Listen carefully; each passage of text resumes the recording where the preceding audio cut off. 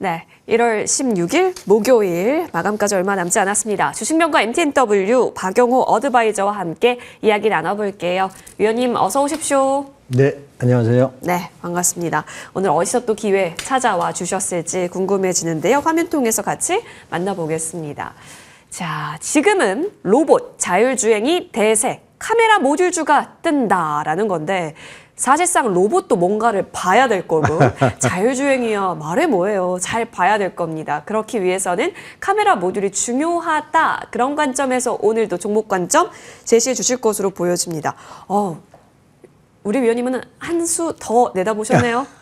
그러니까 사실 카메라 모듈즈들 여러분들이 보시면 한 2, 3년 동안 고생을 했거든요. 네.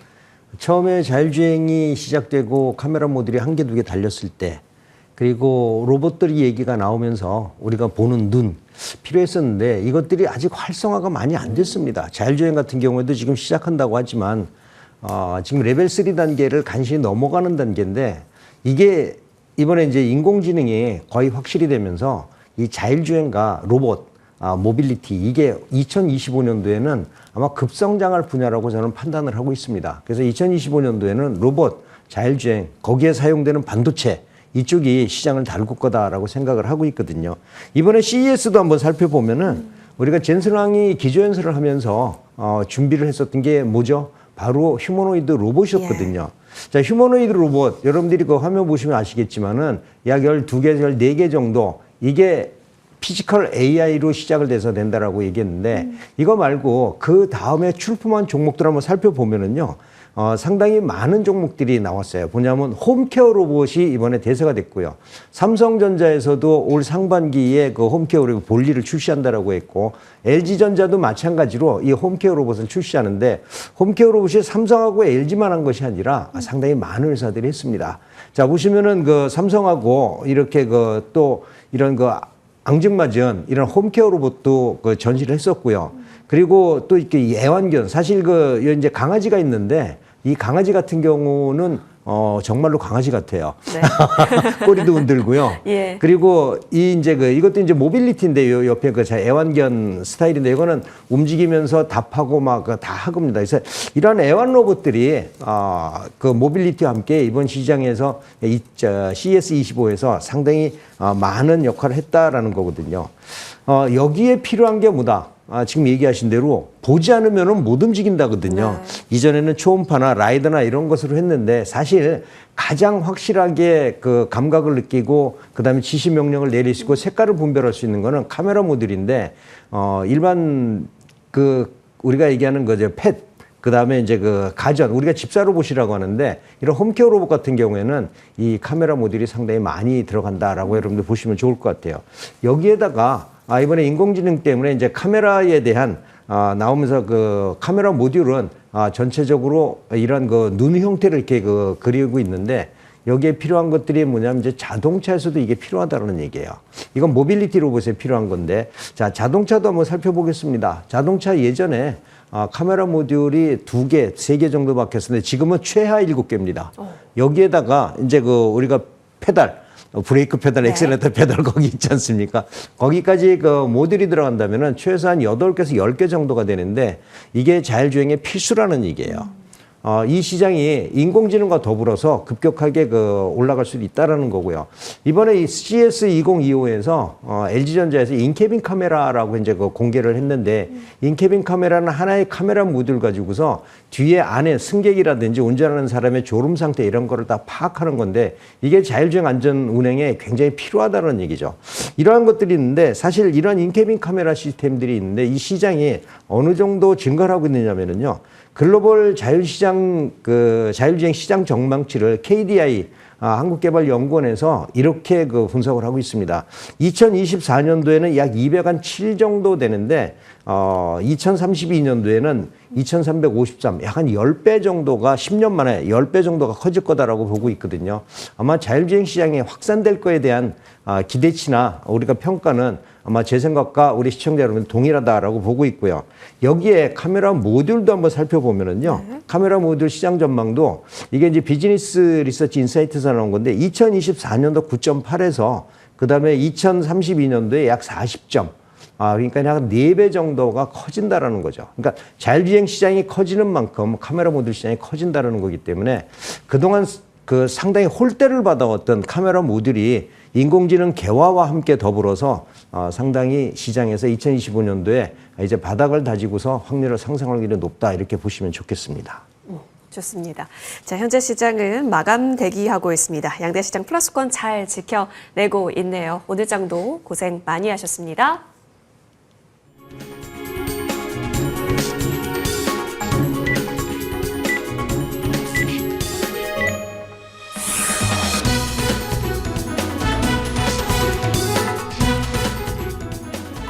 네, 오늘 장 마무리가 되었습니다. 사실상 오늘은 오르는 종목의 수가 더 많았습니다. 그 말은 즉슨 사실상 오늘 좀 대형주단에서도 올려주는 부분들이 제약바이오에서 좀 주름 잡아줬고 화장품주에 있어서도 어느 정도 눈길이 좀 갔었죠. 여기에 기만이라고 하는 키워드 품고 있는 쪽에서도 흐름이 나옵니다. 또 신재생 쪽, 그러니까 지금 제가 말씀드리고 있는 섹터가 꽤 많습니다. 손에 꼽는 여러 가지 섹터들이 다 반등에 성공했고 또 추가적인 움직임을 보이게 되면서 시장 전반적으로 온기가 펼쳐졌습니다. 그간 시장을 짓누르고 있었던 금리 불확실성이 어느 정도 CPI 확인과 함께 거쳐졌기 때문인데요. 이제부터는 추가적으로 이제 여기서 추가 연속이 어디서 일어날 수 있는가에 대한 해답을 우리는 또 찾아 나가 봐야겠습니다.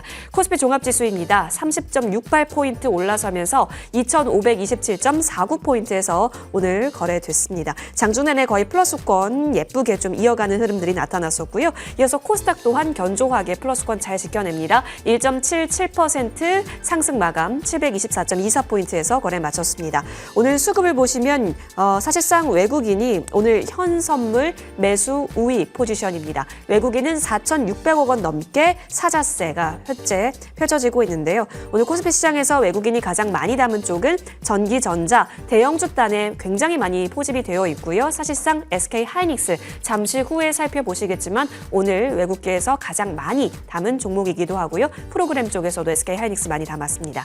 코스닥 수급으로 넘어가 보시죠. 오늘 코스닥에 있어서도 외국인이 2,300억 원 넘게 들어오고 있습니다. 코스닥 쪽에서도 역시나 큰 종목들 위주로 외국인이 좀 담아가고 있는 모습들 펼쳐지고 있습니다. 자, 이어서 시총 상단 보겠습니다. 자, 말씀드렸다시피 SK 하이닉스가 5.95% 상승 마감입니다. 21만 원 선을 딱 종가상으로도 지켜주면서 오늘 거래를 마쳤습니다. 더불어서 오늘 매수 상위 창구 HSBC부터 시작해서 CLSA, 모건스탠리, JP모건까지 오늘 매수 상위 창구 4가지 모두 외국계 창구에서 들어왔다라고 할 정도로 오늘 많은 물량들이 SK 하이닉스 쪽으로 쏠려 있습니다. 삼성전자도 1.12% 플러스권 나타나고요. LG 엔솔 0.14% 강보합 구간 나타납니다. 삼바 같은 경우도 2.16% 상승하면서요. 100만 원 위에서 계속해서 현재 최근 쭉 지켜주고 있습니다. 셀트리온 현재 보시는 대로 0.72% 상승입니다. HD 현대중공업은 오늘 소폭 쉬어가는 정도에서 흐름이 나오고 있습니다. 현대차 HD중공업을 제외하고서는 사실상 오늘 견조하게 대형주 위주로 수급이 골고루 들어왔다라는 점 파악이 되고 있습니다. 이어서 코스닥으로도 넘어가 보시죠. 알테오젠 2.8% 강세로 31만 2천 원 현재 확인이 됩니다.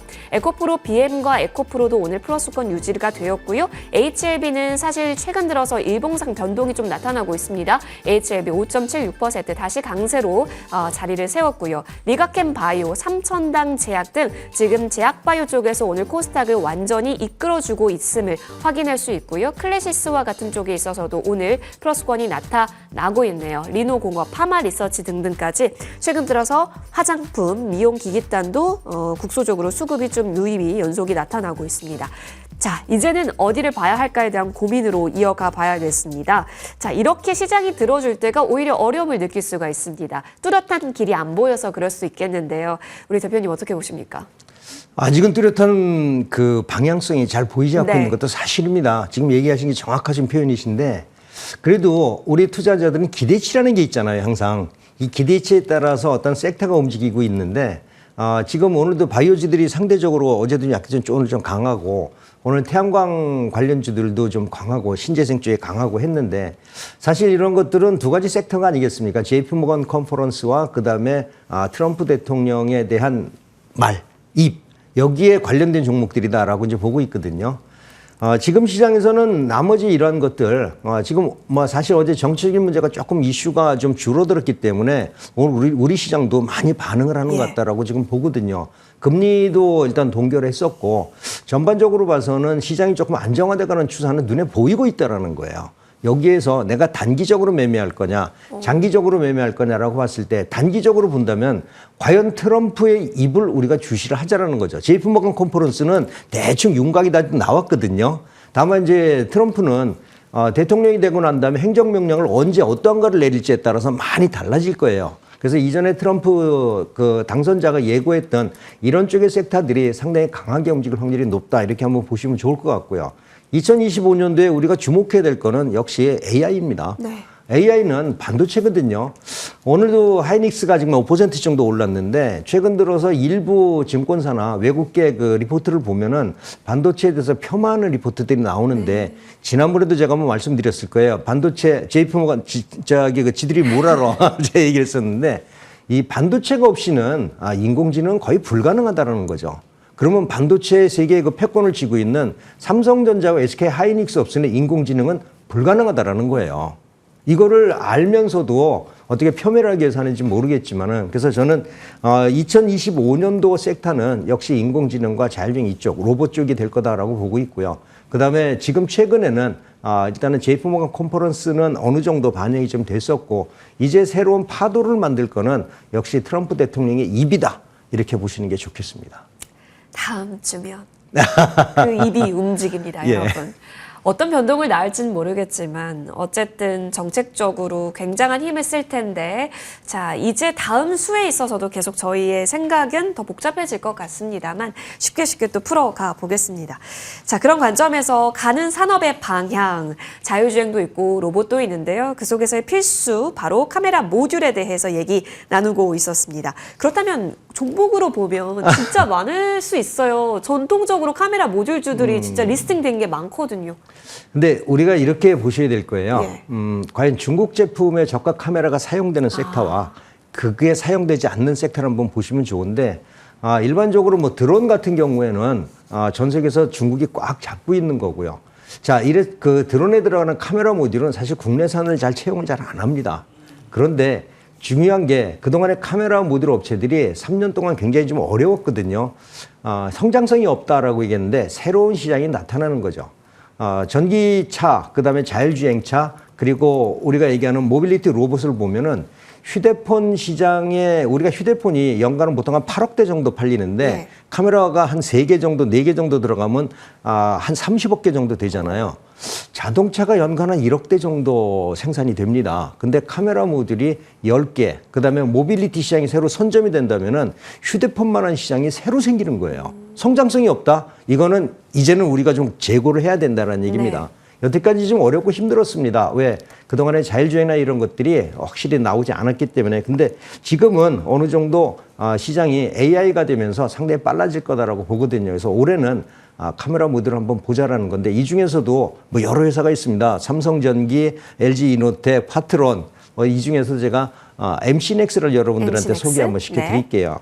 MC넥스는 카메라 모듈 전문 생산업체고요. 그리고 자율주행용 카메라 모듈을 이전부터 현대차를 비롯해서 그 제너럴 모터스라든지 이런 쪽하고 뭐 벤츠라든지 계속 개발을 해왔고요. 이번에 LG전자가 2025 CES에서 했던 인캐딩 카메라를 이 사람들이 2001년도에 벌써 다 개발을 다 했어요. 아직 적용이 안 되고 있는데 이러한 것들을 보고요. 그 다음에 로봇하고 모빌리티용 카메라 모듈이 휴대폰만한 시장이 새로 생긴다는 점은 이거는 상당히 크다. 그리고 그 시장에는 웬만하면은 중국제가 들어오기 어렵다는 게 저는 이런 우리 카메라 모듈 업체의 어떤 기회다라고 보고 있거든요. 그래서 2025년도 지금도 실적이 나쁘지 않습니다. 자, 한번 그 실적을 한번 살펴보겠습니다. 보면은 여러분들이 보실 거는 2024년도 추정치를 한번 보실 때 다른 것보다도 PER 한번 보시면 되는데 PER이 9.1 정도밖에 안 되거든요. 주가가 그동안에 굉장히 어려웠습니다. 그래서 올해는 새로운 전기를 마련하겠다는 생각에서 카메라 모듈 새로운 시장을 개척하고 있다라고 보시면 좋을 것 같고요. 1차 목표가는 25,000원 정도 설정해 드리고 지지이탈가는 18,000원 정도 설정해 드리겠습니다. 좋습니다. MC넥스 일단 1차적으로 25,000원 라인대까지 바라보고 흐름 챙겨보겠습니다. 추가 전략을 좀 받고 싶습니다. 재룡전기 목표가를 6자를 주셨거든요. 예. 근데 사실상 터치가 나왔어요. 예. 그래서 이제 더 보시는지, 왜냐면 자리를 좀 잘 잡고 올라가고 있는 것처럼 보여지기도 해서요. 이거 더 갑니다. 더 갈 수밖에 없는 게요. 지금 뭐 LA 산불 수혜지도 얘기도 나오잖아요. 예. 뭐 전력도 전선이라는 거 나오는데 지금 이번에 그 이스라엘하고 하마스하고 종전 얘기가 나오고 있고 그 다음에 유럽에 예. 그 갑자기 그 러시아하고 전쟁하고 있는데 거기도 이제 휴전 얘기 나오고 우크라이나 휴전 얘기 나오고 있잖아요. 네. 갑자기 우크라이나가 생각이 안 납니다. 저도 가끔 그렇습니다. 네. 죄송합니다. 거기에다가 중국산 제품들이 미국으로 들어가지 못하기 때문에 전력기기는 이제 또다시 시작할 거예요. 그래서 그동안에 실적이 상당히 좋거든요. 그래서 그동안에 조금 조정을 받았는데 앞으로 추가 반등 가능하다라는 전략, 목표가를 지금보다도 한 20% 정도 올려드리도록 하겠습니다. 재롱전기의 재롱잔치가 다시 시작이 재롱- 되는 건지 재롱잔치요. 여러분 같이 좀 보시면 좋겠습니다. 추가적으로 상승 움직임 체크해 주셨습니다. 자, MTNW 박용호 어드바이저와 함께했습니다. 오늘 좀 고생 많이 하셨고요. 저희는 여기서 물러납니다. 시청해 주신 여러분 고맙습니다.